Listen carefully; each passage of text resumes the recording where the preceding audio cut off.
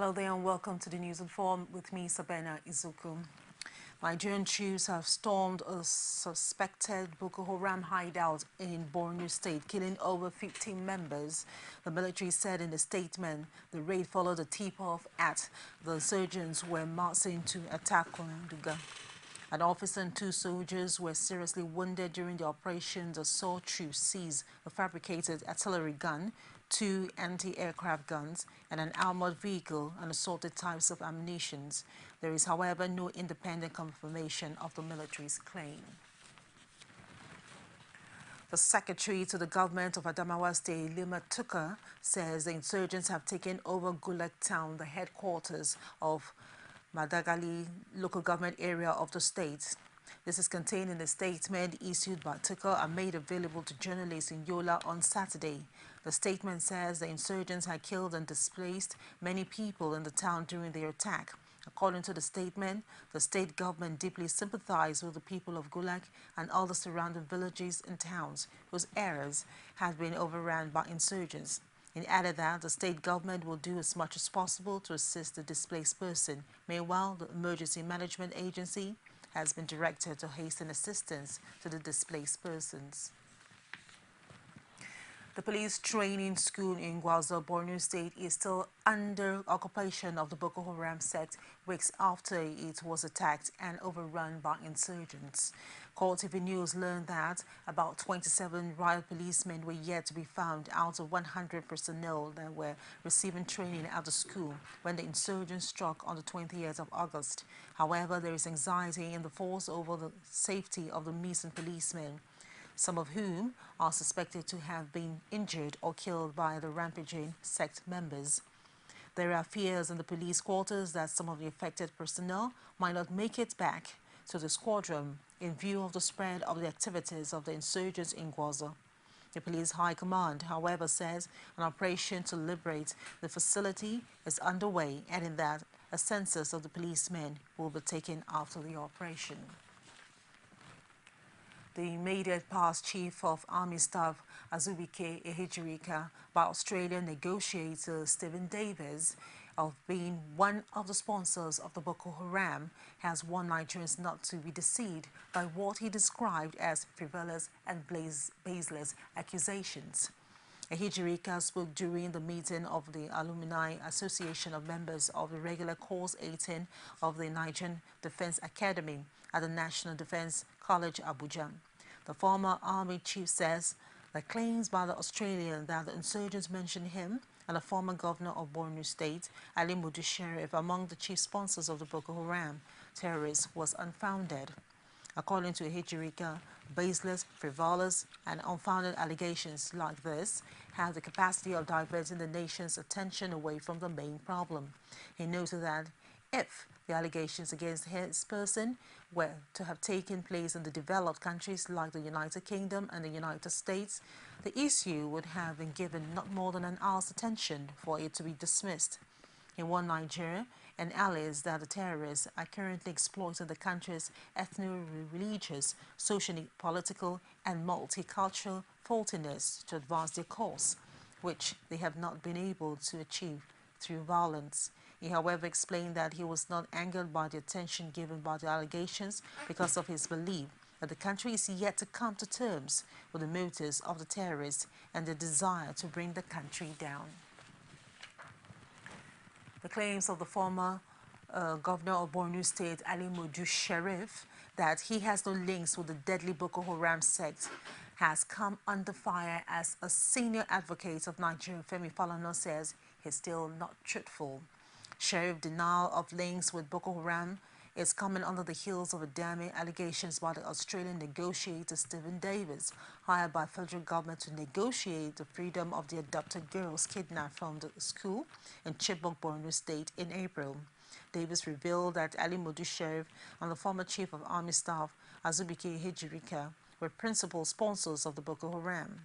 Although Sheriff has addressed several press conferences to deny the allegations and has threatened a legal action on the issue, Femi Falana believes he still has more to unveil on his involvement with the terror groups. And attempted to insult the collective intelligence and memory of Nigerians by denying any links with the dangerous, dreaded Boko Haram sect.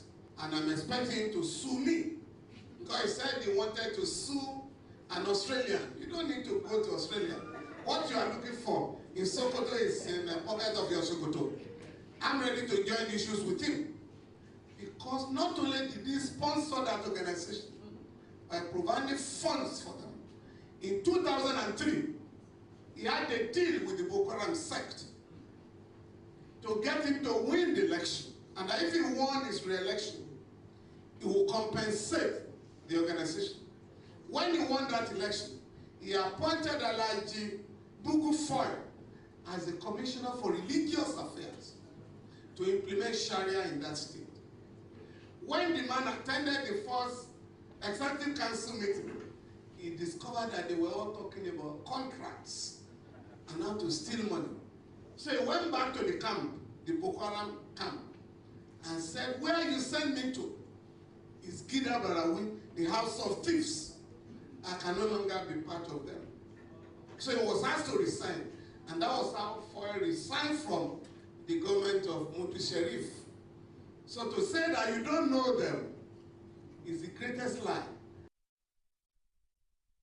The recent attack of the Boko Haram insurgents at Bama, Borno State has been generating reactions from Nigerians. Speaking on our flagship program called Digest, Public Affairs Analyst Adeyemi Arumolaru says government needs to do more proactive and sincere in tackling the issue of insurgencies in the country. The only thing we want our government to do is the government needs to get sincere. Otherwise, nothing positive may be achieved. Yes, those guys, they have the money with which they are buying their weapons. If it were to be in the South Side, we would say, oh, they are giving out oil, crude oil to get weapons. But what do they have to give? No, so we can begin to insinuate that, look, their sponsors must be international, no more local. For them to have the sophisticated weapons that are superior to our home military authorities that is chasing away the military, then it tells us a lot that these guys, they are well equipped, they are well funded. And if we're talking of the source of funding, then we should look far, far beyond the Nigeria environment. For her part, President Women Rights Initiative Joe K. Odumaki says the Bring Back Our Girls campaign is still out the four burner. She emphasized that they are leaving no stones unturned until the girls are brought back alive.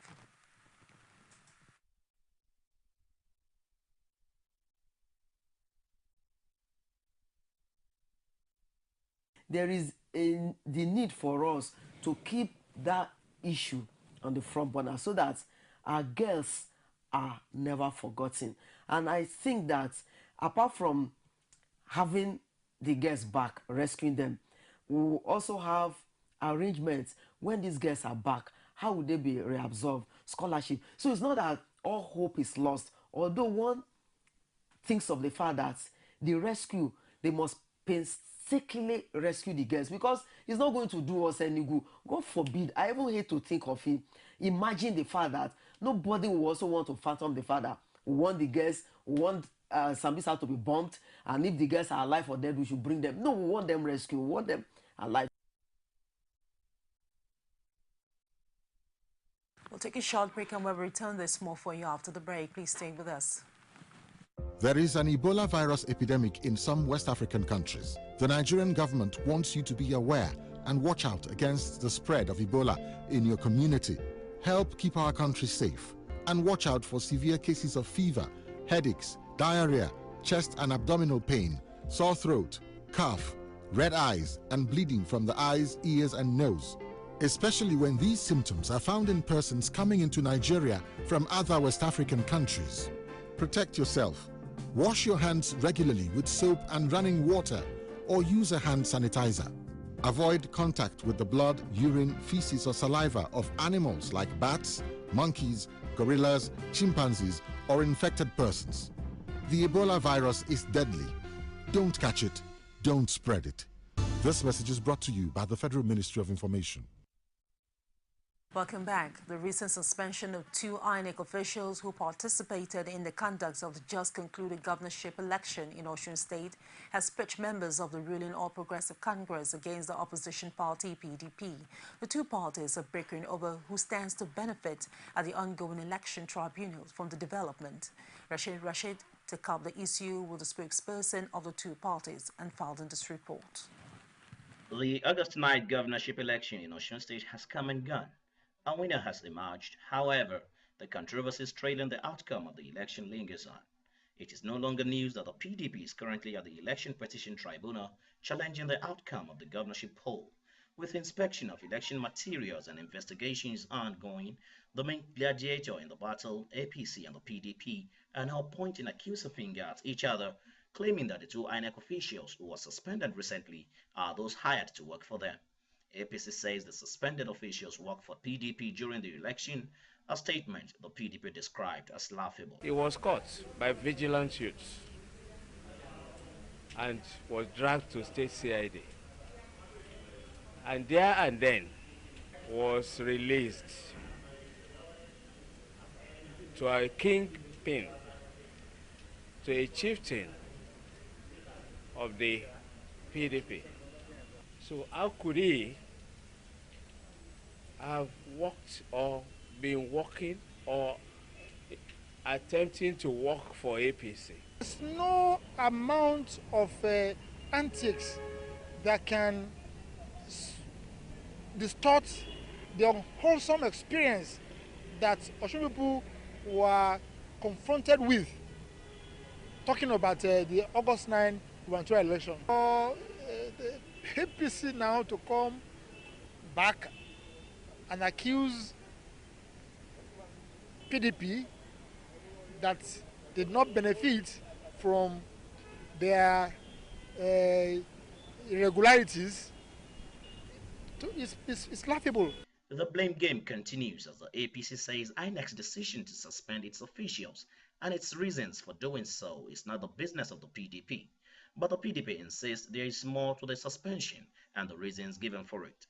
The INEC came out to say that their employees, those they have in their employment, say this, did this, and then this is why we are taking action. And you still went ahead to be querying that action, that why should they be telling you that they misbehaved, that's why you send them on. So they were trying to defend the boys. It was a national office of that, of the election management body that sanctioned those officers. Therefore, for the Osun State office of INEC to come round and begin to concoct cock and bull story is laughable. As the bickering continues, both parties were of the opinion that these jobs should be saved for the courtroom when the tribunal commences sitting. We have no apology that we won. We won creditably well, we won convincingly, and we won because the world saw what we have done and they gave approval of what we have done. We don't have any problem because we have enough unassailable evidence and records to show that there was a great deal of malfeasance as far as the August gubernatorial election was concerned. As the political battle rages on, more interesting fireworks are expected from these gladiators, especially when the Osun Election Petition Tribunal begins its sitting. Rashid, CoreTV News, Osogbo. The Nigerian authorities want professionals in the construction industry to maintain the international best practices in order to stem the tide of building collapse in the country. This was the thrust of a message delivered at the National Stakeholders Forum on the Industry in Abuja. The forum was at the instance of the Standard Organization of Nigeria, the report. Building collapse has been a recurring phenomenon in the country, and in a bid to check the trend, the government is seeking compliance with standards, especially of block and allied products. The right application of specifications and the standards will ensure optimal use of resources, right quality and durability of your sanitary blocks, thus aligning with the federal government's aspiration for safe and affordable housing for the nation. I wish to therefore employ all professionals in the building and construction sector, including artisans and circuit block molders, to ensure the use of only certified materials. What we're doing today is a life-saving activity to ensure that we all learn to do the right things and to ensure that we continue to do them after today. Nigerian government officials also want consumers to insist on getting value for their money. I wish to also call on all Nigerians to endeavor to demand for quality as a right. You may be aware that also that the Consumer Protection Council also reports to my ministry. The job of CPC is to protect the ultimate consumer. So whilst we are interested, you also report to the ministry in terms of producing the concrete, the blocks. It's also important that you meet the required standards, because it's important that the consumers get good value for money. This end, the authorities are insisting that stipulated grades of cement and blocks in particular must be used by builders and contractors for buildings to stand the test of time. The World Health Organization has announced that deaths from the Ebola virus disease has climbed above 2,000 while assuring that the treatment vaccine will be available by November. The deadly virus has claimed 2,095 lives out of 2,097 lives out of 3,944 people infected in Liberia, Guinea and Sierra Leone. Since emerging last December, the UN Health Organ reveals after a two-day crisis meeting in Geneva, Nigeria has recorded another 8 deaths out of 22 cases recorded in the country. At least 30 more people have died in a separate outbreak in the Democratic Republic of Congo. According to the World Health Organization, results from the safety trials from 2 prototype vaccines should be known in November. If proven safe, a vaccine should be available in November 2014 for priority use in healthcare workers. The UN Secretary General, Ban Ki-moon, set this goal of stopping the worst ever outbreak of the disease within 6 to 9 months. The next few weeks will be crucial, Ban says in New York, adding this was the international rescue call. The meeting in Geneva gathered more than 150 experts in drug research, epidemiology, ethics, regulation, and financing. Helping affected countries use them safely. 2 promising vaccine candidates were identified. One is called chimpanzee adenovirus Ebola, and the other one VSV Ebola. Safety studies are currently underway in the United States of America and soon to start in Europe and Africa. Yes, it's absolutely unprecedented. There is no doubt. It's unprecedented in the willingness that everybody has to move as quickly as possible. And this includes the regulators. As we know, the regulators have a very important role in ensuring that what is used in the human population is same, is effective. So they are really helping us in order to facilitate processes that, while trying to preserve as much as possible safety, this is very important, safety should be preserved, that at the same time development goes very quickly. Sierra Leone footballers are disappointed by a sense of betrayal by fellow Africans over the Ebola virus that has led to a near pariah status and forced them to play all the games in the ongoing African Cup of Nations qualifiers away from home. Only players based outside Sierra Leone were allowed into Ivory Coast for the African Cup of Nations qualifying game in Abidjan on Saturday, and it was only under a threat of being expelled from the competition that the host authorities permitted the game to go ahead. The Ivorians' attitude to the flight of their fellow Africans has deeply upset the Sierra Leone Stars. Nearly 2,100 people have now been killed in the devastating Ebola outbreak in West Africa, with about a quarter of the deaths in Sierra Leone. Many African governments have sought to isolate Sierra Leone, Guinea, and Liberia, the worst hit countries, including their sportsmen and women.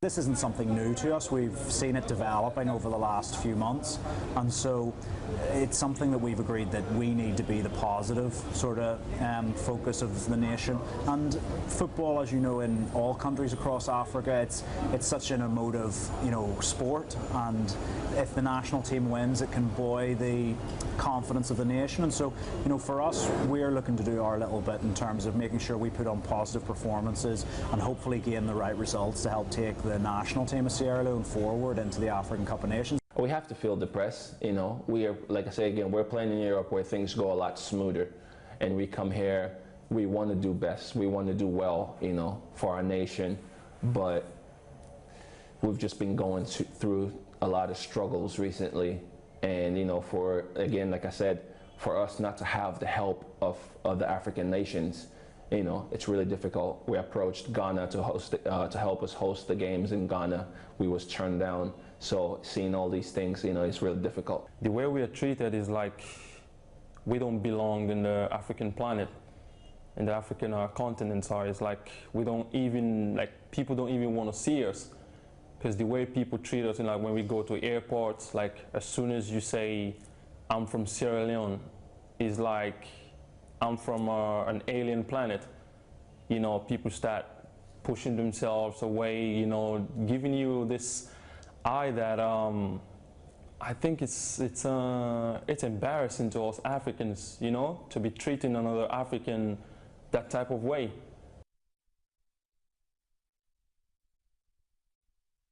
Pro-Russian rebels and the Ukrainian military accuse each other of breaking a 10-year Kremlin-backed truce only hours after it came into force across the war-battered East. Although the situation overall appeared to be calm, the rival claims underscore the fragility of the deal that aims to end 5 months of bloodshed.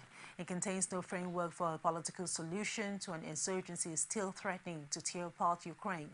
Vladimir Markovich, a leading member of the parliament established by the self-proclaimed Donetsk People's Republic, claims the terms of the ceasefire had not been observed.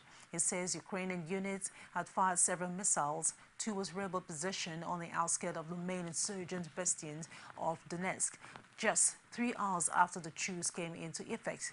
In the same vein, Ukraine National Security and Defense Council spokesman Andriy Linesko told reporters that the military had recorded a series of provocations by the rebels. The 12-point pact signed in Belarusian capital Minsk is the first backed by both Kremlin and Kiev since bands of Russian-speaking militias seized a string of government buildings across Ukraine's industrial heartland in early April. Please do join me at the top of the hour for more. I am Sabena Izoku. Thank you very much for watching.